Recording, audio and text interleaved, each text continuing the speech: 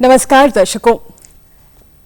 सेब बहुल हिमाचल प्रदेश में पहली मर्तबा सेब वजन के हिसाब से खरीदा जा रहा है, जहां बागवानों की लंबे समय से चली आ रही इस मांग को वर्तमान सरकार ने पूरा किया है।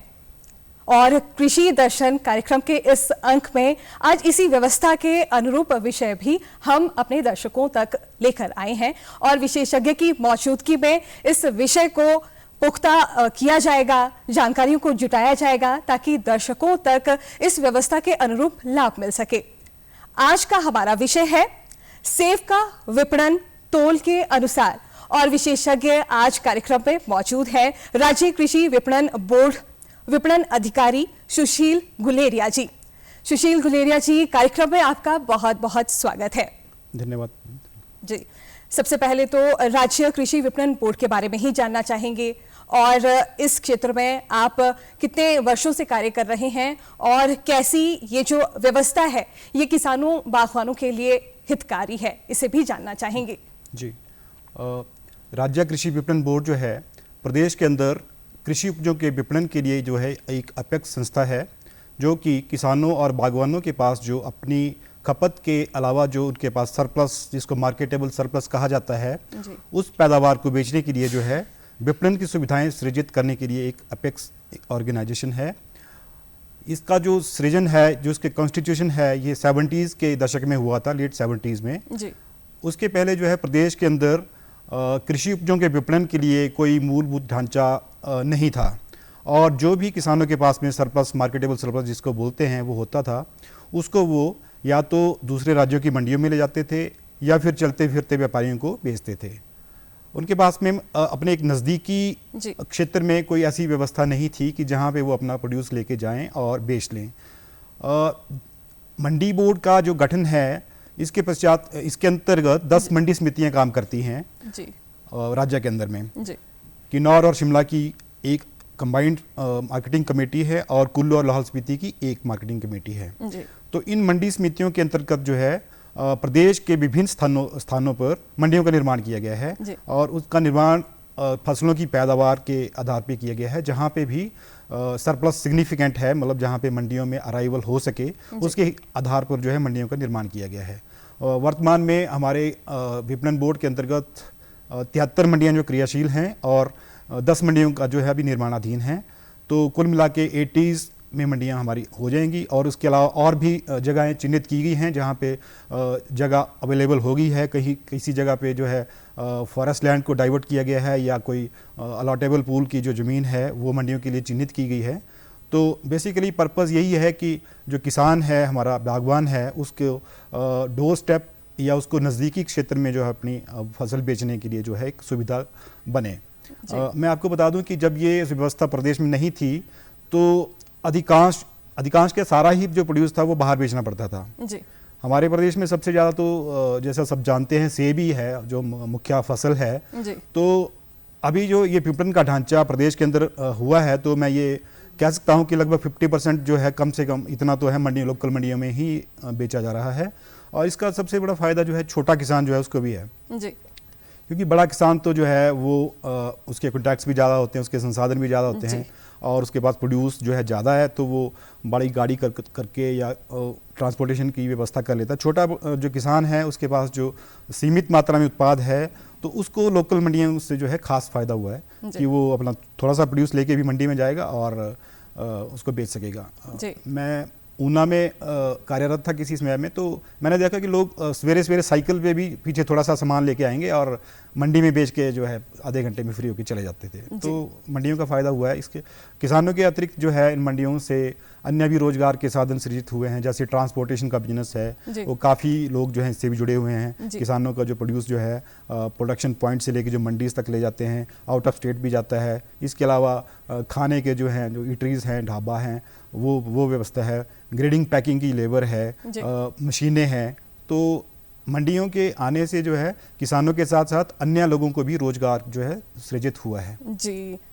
निश्चित तौर पर जो समझ पा रहे हैं, मार्केटिंग मेन है। किसानों बागवानों को मार्केटिंग का लाभ मिल सके, मार्केट का लाभ मिल सके, इसी के हित के तहत इस बोर्ड का निर्माण हुआ है। अपने विषय पर आना चाहेंगे। वर्तमान परिप्रेक्ष्य में समझे तो जो सेब है वो वजन के हिसाब से जो है बेचा जा रहा है। बागवानों की लंबे समय से ये मांग थी, जिसके अनुरूप ये कार्य हुआ है। कितना हितकर इसे मान रहे हैं, कितनी चुनौतियां अभी वर्तमान में किसानों को इसके अनुरूप आ रही है, और किसान कैसे इन चुनौतियों से, बागवान कैसे इन चुनौतियों से उभर सकता है, और इन पूरी व्यवस्था के बारे में आपसे जानना चाहेंगे। जी, सेब का विपणन जो है प्रदेश के विभिन्न जिले जो है उनमें अलग अलग तरीके से जो है इसकी व्यवस्था है। जैसे कुल्लू, शिमला, ये जो है मेन जो ज़िले हैं हमारे जिनमें सेब की पैदावार होती है। किन्नौर में भी होता है और पार्ट ऑफ चंबा, लेकिन कम मात्रा में होता है। तो कुल्लू और जो ज़िला मंडी हैं उनमें जो अधिकांश मंडियां हैं उनमें किसान जो हैं वहाँ पे व्यवस्था ये है कि वो किसान जो है फलों को तोड़ के, सेबों को तोड़ के जो है क्रेटों में भर के, जो एक प्राइमरी सी ग्रेडिंग करके वो क्रेट्स में भर के लाते थे। तो वहाँ जो है ये व्यवस्था तोल के हिसाब से पहले से ही चलती आ रही है। मैंने कुल्लू में काम किया है, 6-7 साल में कुल्लू में था। तो वहाँ पे जो है किसान अपने सेब को जो तोड़ेंगे और उसकी प्राइमरी ग्रेडिंग करेंगे, घर में ही मैनुअल ग्रेडिंग करेंगे और उसको क्रेटों में भर के जो मंडीज में लाएंगे। तो मंडी में जो उनकी जो बोली है या जो उनका विपणन है वो किलो के हिसाब से ही चलता है वहाँ पे। जब वो बोली हो जाएगी तो उसके बाद वो उसको फिर दोबारा उसको ढेरी करेंगे और किसान अपना क्रेट वापस लेके जाएगा। तो किलो के हिसाब से ही बिकता था। कुल्लू और मंडी जिला की जो मंडियां हैं, अधिकांश मंडियां, कुल्लू की 1-2 मंडियां हैं जो शिमला को टच करती हैं, जैसे खेकसू और निर्मित है, वहाँ पे पेटे के हिसाब से बिकता है। और बाकी जगह जो सारा का सारा सेब वहाँ क्रेट के। और शिमला और सोलन की जो मंडियां हैं वो इनमें जो है सेब अधिकांश क्या बहुत मतलब मैक्सिमम जो है वो कार्टन्स में या पेटियों में बिकता है। जो मात्रा है सेब की वो भी शिमला में ही सबसे ज़्यादा है। तो कुछ समय से किसान संगठनों की ये मांग चली थी कि सेब का जो विपणन है उसको जो है पेटी की बजाय जो है किलो के हिसाब, वजन के हिसाब से होना चाहिए। तो उसमें इनका जो लॉजिक था, जो तर्क था, ये था कि किसान जो है पेटी जो है जिसको आमतौर पर 20 किलो का हम मानते हैं, 20-22 किलो मतलब उसमें सेब आता है, तो किसान पेटियां जो है कई बार 25-30 किलो तक भर देते हैं और उसका जो फ़ायदा है वो व्यापारी या जो खरीदार है उसको हो रहा है, आड़ती को हो रहा है, और ना कि किसान को उसमें जो है घाटा हो रहा है। ये उनका लॉजिक था। तो इस व्यवस्था को किसानों की जो मांग थी उसको मद्देनजर रखते हुए सरकार ने इस बार ये निर्णय लिया कि सेब और अन्य फल जो हैं उनको वजन के हिसाब से उनका विपणन मंडियों के अंदर या मंडियों के बाहर ही वही प्रदेश में जो है किया जाए। तो इस व्यवस्था को लागू करने के लिए एक सर्कुलर बाकायदा इसका निकाला गया था अप्रैल के शुरुआत महीने में। तो जिसका उसको सर्कुलेशन किया गया था, जो कंसर्न डिपार्टमेंट है हॉर्टिकल्चर के थ्रू भी उसको किया गया था। बाकी उसका जो मंडियों में जो आड़ती लोग हैं उनको विभिन्न मंडियों के आड़तियों के साथ भी बैठकें की गई थी कि इस व्यवस्था को किस तरह से लागू करना है। तो इसलिए किसानों को इस मांग को मद्देनजर रखते हुए इसका किया गया। समूचे प्रदेश में अब ये अधिसूचना जारी हो गई है। समूचे प्रदेश में अब जो सेब है वो वजन के हिसाब से ही बिक रहा है। व्यवस्था में क्या कोई बदलाव आएगा, प्रक्रिया में कोई बदलाव आएगा जो बागवानों को जूझना पड़ेगा? यदि जूझना पड़ेगा तो वो कैसे इससे उभर सकता है और कैसे वो इस व्यवस्था के साथ तालमेल बिठाकर जो ये व्यवस्था है इसका लाभ सृजित कर सकता है? व्यवस्था में परिवर्तन जो है वो ये है कि सर्कुलर जो निकाला गया है उसमें जो है कुछ पॉइंट्स हैं जो हमने सर्कुलेट किए हैं। उसमें सबसे पहले तो ये है कि किसान जो है वो उसको एक स्वतंत्रता है कि वो अपना जो सेब है या अन्य फल हैं वो या तो क्रेट में भी ला सकता है, जो कार्टन है बॉक्स है उसमें भी ला सकता है जी। तो जिस तरह की पैकिंग उसके पास में अवेलेबल, मटेरियल उसके पास अवेलेबल है उसमें ला सकता है। उनसे रिक्वेस्ट ये की गई है कि जो वज़न है जो एक बॉक्स या पेटी के अंदर में जो है 24 किलो तक ही उसको लिमिट करें। और इसकी कैपिंग करने का जो उद्देश्य है वज़न की, इसका ये है कि अगर 24 किलो के ज़्यादा की अगर पैकिंग करते हैं उसमें नंबर ऑफ़ लेयर्स ज़्यादा होती हैं तो फलों का जो है ब्रूजिंग, जिसको डैमेज होने का और दागी होने का जो है खतरा रहता है ट्रांसपोर्टेशन के दौरान। तो जब ये अगर ब्रूज या डैमेज हो जाएगा तो एंड कंज्यूमर तक पहुंचते पहुंचते उसकी क्वालिटी ख़राब होगी, और क्वालिटी ख़राब होगी तो नेचुरली मंडी का और उस एरिया का जहां से सेब आता है तो उसका भी थोड़ा ब्रांड वैल्यू जो है कम होगी, तो इसको मद्देनजर रखते इसको कैप किया गया था कि 24 किलो तक रखा जाए। और इस विषय में जो है कुछ स्टडीज़ भी हुई हैं, तो उसमें जो है इस वज़न जो है पेटी के अंदर जो है 20-22 किलो इतने किलो तक ही लिमिट करने के लिए रखा गया था। तो इसमें बागवानों से भी एक सहयोग की अपील ये की गई थी कि आप वज़न 24 किलो तक रखें और अपनी पेटियों को जो है उनको वज़न कर लें और उस पर जो है वज़न अंकित कर दें पेटी पे। तो जैसे ही वो मंडी में लाएगा, तो क्योंकि मंडियों में हमारे थोड़ा स्पेसिस की कमी भी है, तो वो सैंपल्स का वेट कर लें और सैंपल के वेट के हिसाब से ही पूरे लॉट का वेट जो है डिटरमाइन हो जाएगा। इस तरीके से इसको क्रियान्वित करने की गई थी। और आड़तियों को जो है निर्देश दिए गए हैं कि वो अपने पास जो है जो एक सर्टिफाइड जो वजन तोलने की मशीन है उसको रखें, जो भी कंसर्न डिपार्टमेंट से सर्टिफाइड होगी वो मशीन रखें। और मंडी समितियों की जो मंडियां हैं उनमें भी हमने वेइंग स्केल्स जो है रखी हैं, ताकि इन केस की कोई डिस्प्यूट हो, फार्मर्स को कोई शंका हो या व्यापारी खरीदार को शंका हो कि वज़न ठीक नहीं है, तो उसको टेस्ट चेक के लिए जो है वो वेइंग स्केल्स जो हैं मंडी समितियों ने भी प्रोवाइड कर रखे हैं अपनी मंडियों में, ताकि किसी डिस्प्यूट की सूरत में जो है एक सब कमेटी जिसको हम बोलेंगे, उसमें मंडी समिति का प्रतिनिधि, आड़ती, किसान, ये लोग होंगे और वो मंडी समिति की जो मशीन है उस पर वज़न कर सकेंगे और वज़न जो उस मशीन पे आएगा वो निर्णायक माना जाएगा। जी, आड़ती और बागवानों की निर्भरता एक दूसरे पर बनी है। गत दिनों हमने ये भी देखा कि आड़तियों द्वारा बागवानों के सेब खरीद से इनकार कर लिया गया था और जहां बागवान थोड़े परेशान भी हुए थे, हालांकि ये सुलझा भी दिया गया था। किस तरीके से आंकते हैं आप, क्योंकि बागवानों में अभी भी इस परिप्रेक्ष्य में थोड़ी सी भ्रांति बनी है, यदि ये भ्रांति है तो इसे दूर करें आप, ताकि हमारे जो बागवान है वो इसका लाभ ले सके, इस भ्रांति से दूर हो सके।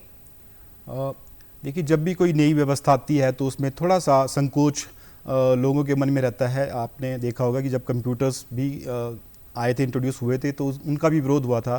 कुछ ये था कि ये एक तो नौकरियां खा जाएंगे या हम लोग उससे मतलब अक्वेंट नहीं थे कि बहुत टफ जैसा काम लगता था। तो कोई भी व्यवस्था जो है ये स्वाभाविक है, ह्यूमन नेचर है कि वो उसको अपनाने में थोड़ा सा हिचक या संकोच रहता है। तो इसी परिप्रेक्ष्य में जो है आड़तियों का थोड़ी शंका ये थी कि क्योंकि जो मंडियों में जो व्यवस्था स्पेसिस की है वो इतना ज़्यादा नहीं, हमारा जो प्रदेश है हिली स्टेट है, तो मंडियां जो हैं लिमिटेड एरिया में बनी हुई हैं, कि ऐसा नहीं है कि जैसे प्लेन्स में मंडियां जो है काफ़ी एरिया में है, उतना खुला नहीं है स्पेस में। तो उनका ये था कि हर पेटी का वजन करेंगे, कब वो बिकेगा, कब उसकी लोडिंग होगी, कब अगली मंडी करेंगे वो जो व्यापारी हैं। तो शुरुआती दौर में था, लेकिन अब इसमें व्यवस्था ये दी गई है कि आप सैंपल्स का वजन करें और उसके हिसाब से जो है सारे लॉट का वजन तय करें। और किसानों से भी अपील है, निवेदन है, और सर्कुलेशन में भी हमने ये सर्कुलर में भी लिखा है कि आप कृपया जो 24 किलो तक रखें और पेटियों में वजन भी करें। वजन कम ज़्यादा भी है तो अंकित करें, ताकि पता रहे कि इसमें ये है, और इस तरीके से इसको करने की कोशिश की गई है। जी, इसके अलावा मंडियों की एक्सपेंशन वगैरह भी हम कर रहे हैं। जी, आड़तियों का विरोध जहां यहाँ आकर रुका कि वो स्पेस की दिक्कत मान रहे थे, और सरकार ने इसके अनुरूप नई मंडियों की व्यवस्था भी कर दी है। नई मंडियों की उद्घाटन बीते रोज़ भी हुआ।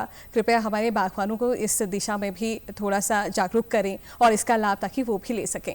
जी, पिछले कल ही माननीय मुख्यमंत्री जी द्वारा सोलन में और परवाणु में 2 मंडियों का जो है उद्घाटन किया गया है। फ्रूट मंडीज ही हैं, सोलन में है एक और एक परवाणु के अंदर। इन मंडियों में जो है जो ढांचा है मंडियों का उसका विस्तार किया गया है और उसमें जो सुविधाओं का सृजित किया गया है, ताकि जो हमारी बढ़ती हुई फसल है या हमारा देखो जो नया डिसीजन है जिसमें विपणन जो है वज़न के हिसाब से किया जाएगा, उसमें स्पेस की जो रिक्वायरमेंट है वो ज़्यादा रहेगी। तो इस दृष्टि में ये मंडियां जो हैं, जो एक्सपेंशन है इनका या जो नई मंडियां आ रही हैं, तो ये हमारे को मददगार साबित होंगी, ताकि इस निर्णय जो सरकार द्वारा लिया गया है बागवानों के हित में, इसको क्रियान्वित करने में ये मददगार होंगी। इसके अलावा भी हमारी मंडियां जो कुछ हैं जो कंप्लीशन पे हैं, उनको भी शीघ्र ही जो है बागवानों को सरकार द्वारा समर्पित किया जाएगा। जी, सेब अभी शुरुआती दौर में है, मार्केट में शुरुआती दौर पर पहुंच रहा है, और आपसे ये भी जानना चाहेंगे कि नई व्यवस्था किसान हित में निकल कर आ रही है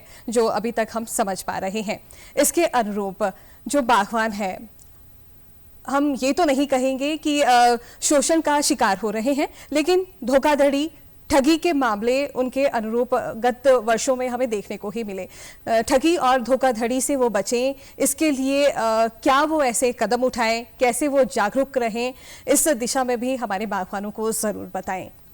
जी, इसके लिए जो भी मंडियों के अंदर या मंडियों के बाहर जो कार्य करने वाले जो व्यापारी आड़ती जिनको बोलते हैं, उसके लिए जो है एक डॉक्यूमेंट्स की एक चेकलिस्ट बनाई गई है।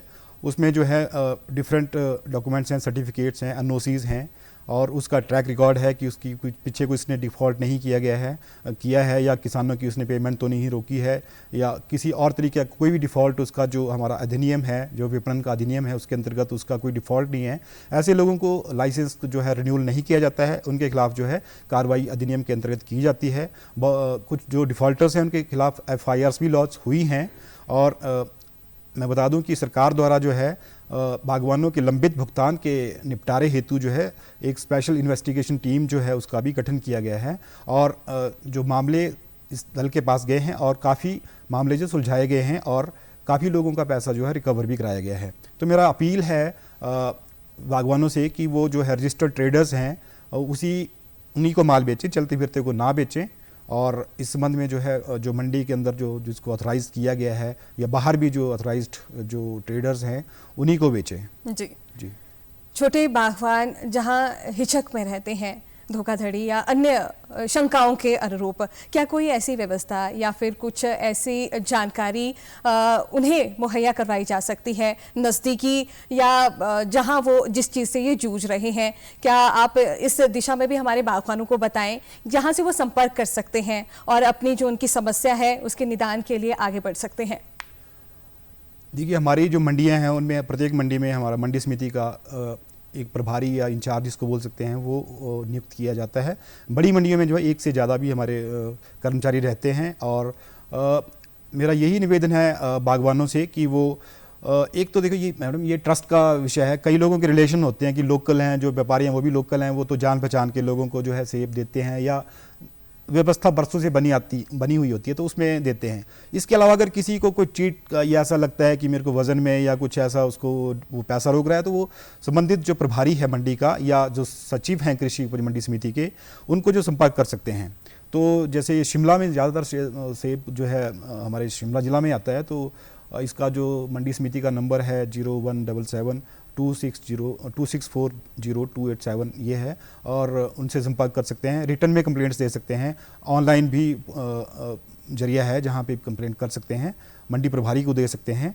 तो इस तरीके से जो अपना ग्रीवियंस रख सकते हैं। जी, हमारे बागवानों के लिए मैं पुनः दूरभाष नंबर आपसे जानना चाहूँगी ताकि हमारे बागवान इसे समझ लें, इसे अपने पास नोट कर लें। कृपया आप दूरभाष नंबर जो आपने अभी बताया एक बार पुनः बताएं। जी, शिमला जो मंडी समिति है उसका नंबर है कोड है 0177 और 2640287। जी जी, और उसके अलावा जो हमारी मंडियां जो जहां भी किसान बागवान जा रहा है वहां पे हमारे जो प्रभारी हैं उनसे संपर्क कर सकते हैं। जी जी, निश्चित तौर पर जो बात निकलकर सामने आ रही है वो हम भी समझ पा रहे हैं कि पारदर्शिता के तहत कार्य हो रहा है, बागवानों के हित के तहत कार्य हो रहा है, बागवानों किसानों तक इसका लाभ पहुंच सके, इसके लिए ये सारी व्यवस्था है और किसान बागवान हित के लिए है। यूनिवर्सल कार्टन का मुद्दा बार बार उठ रहा है। यूनिवर्सल कार्टन आखिर है क्या और कैसे ये किसान हित के लिए, बागवान हित के लिए कार्य कर सकता है? कृपया इसके बारे में भी हमारे बागवानों को बताएं। यूनिवर्सल कार्टन जो है एक यूनिवर्सल ग्रेडिंग के बेसिस पे एक डिज़ाइंड जो है बॉक्स जिसको बोल सकते हैं एप्पल पैकेजिंग के लिए, उसका ये है कि उसमें एक डिफाइंड क्वांटिटी उसमें जो है भरी जा सकेगी जी। तो उसका फ़ायदा ये है कि उसमें जो फिर बॉक्स जो है वो तोलने की ज़रूरत नहीं रहेगी क्योंकि उसमें एक फिक्स्ड क्वांटिटी का आएगा उसमें सेब जी। तो उसका ये है कि फिर वो बार बार हर इसको तोलने की ज़रूरत नहीं पड़ेगी।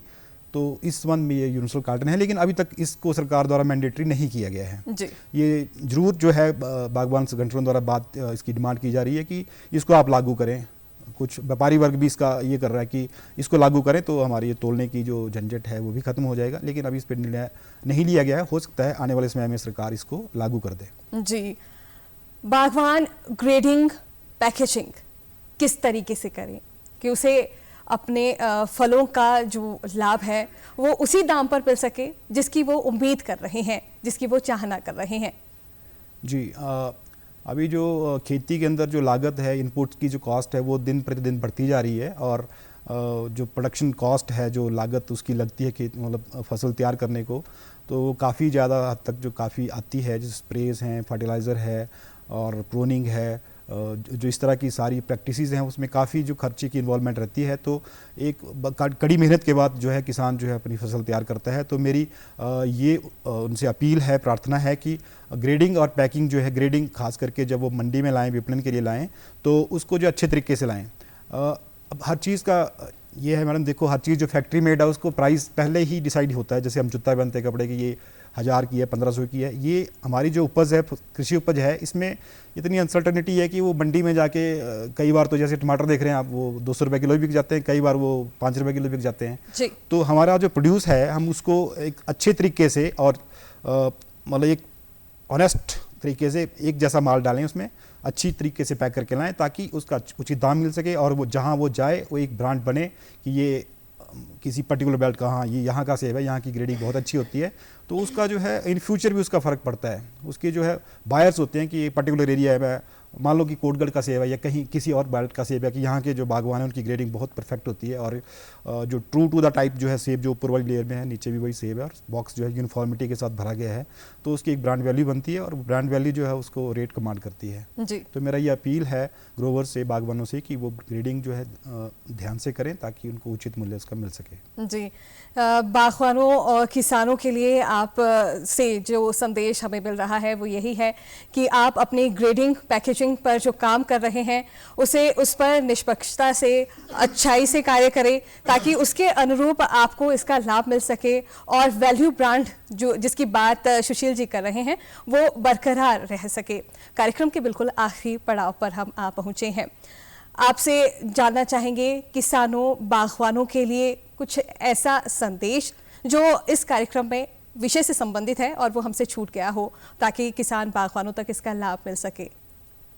मेरा यही बागवानों से रिक्वेस्ट है कि जो सरकार का निर्णय है, जो किलो के हिसाब से है, उसके हिसाब से आप उसमें सहयोग करें। आप पैकिंग जो है लिमिटेड जो कैपिंग उसकी रखी गई है, प्रत्येक जो बॉक्स में कितना भरें उतना ही भरें और वज़न अगर जहाँ तक संभव है हर पेटी का वज़न करके लाएं मंडी में और उसको अंकित करें और अपनी जो फसल है उसको अच्छे से ग्रेड और पैक करके लाएं, ताकि उसका जो है अच्छा लाभकारी मूल्य उनको मिल सके। क्योंकि आज के दौर में जो है हर चीज़ की कीमत बढ़ रही है और किसान जो है एक ऐसा एंटरप्राइज है जो हमारी फार्मिंग है, क्योंकि अनसर्टिनिटी है। जैसे मैंने पहले बोला कि वो मंडी में जाके या मार्केट के ऊपर रहता है, उस पर फैक्ट्री मेड चीज़ तो है नहीं कि वो पहले अपना मार्जिन लगा के रखेगा कि मैं 500 में बना रहा हूँ, 550 में बेचूंगा। तो अपनी जो फसल है उसकी जो जी दिखता है वो बिकता है, उस तरीके से उसको रखे ताकि उसको उचित मूल्य मिल सके जी। क्या बागवान बाहरी राज्यों की मार्केटिंग की ओर भी रुख कर रहा है, फल मंडियों की ओर रुख कर रहा है? अगर वो रुख कर रहा है तो ऐसी कौन सी चीज़ है, ऐसी कौन सी व्यवस्था है राज्य कृषि विपणन बोर्ड की जो उसे यहाँ पर सुचारू रूप से मिल सके और वो यहीं इसका लाभ ले सके बाकायदा, कि वो अन्य बाहरी राज्यों की फल मंडियों में पहुँचे? देखिए, बाहरी राज्यों में भी सेब जाता है, ऐसा नहीं है, क्योंकि सारा का सारा सेब जो है लोकल मंडीज में नहीं बिकता है जी। क्योंकि कुछ लोगों के कॉन्ट्रैक्ट्स हैं, कुछ मार्केट्स हैं, कुछ की डायरेक्ट प्री हार्वेस्ट कॉन्ट्रैक्ट होते हैं जो सीधा ही सेब बाहर के जो व्यापारी हैं या कुछ संस्थाएं हैं या कुछ कंपनीज़ हैं ऑर्गेनाइज सेक्टर में जो लोगों से उनका टाइप रहता है। तो ऐसा नहीं कि 100% सेब जो लोकल मंडीज़ में ही होता है। तो फिर भी हमने काफ़ी सेब जो है लोकल मंडीज़ में टैप किया हुआ है और इसके लिए हमें सुविधाओं को जो और जो है स्ट्रेंथन करना पड़ेगा, ताकि जो है उनको किसानों बागवानों को डोर स्टेप नज़दीकी मंडियों में ही हम अपना सेब बेचें। तो इस मंडियों की स्ट्रेंथनिंग भी की जा रही है। कुछ मंडियां जो हैं अभी विश्व बैंक द्वारा पोषित जो है स्कीमों के तहत किया जा रहा है, कुछ मंडी बोर्ड द्वारा अपनी धनराशि से किया जा रहा है। और जितनी ज़्यादा हम सुविधाएं सृजित कर पाएँ, स्पेसिस बना पाएँ, तो वो जो है लोकली अपनी फसल को बेचने के लिए जो है एक प्रेरणा का स्रोत रहेगा जी। सुशील गुलेरिया जी, सेब का विपणन वजन के हिसाब से विषय पर आज आपसे बातचीत हुई।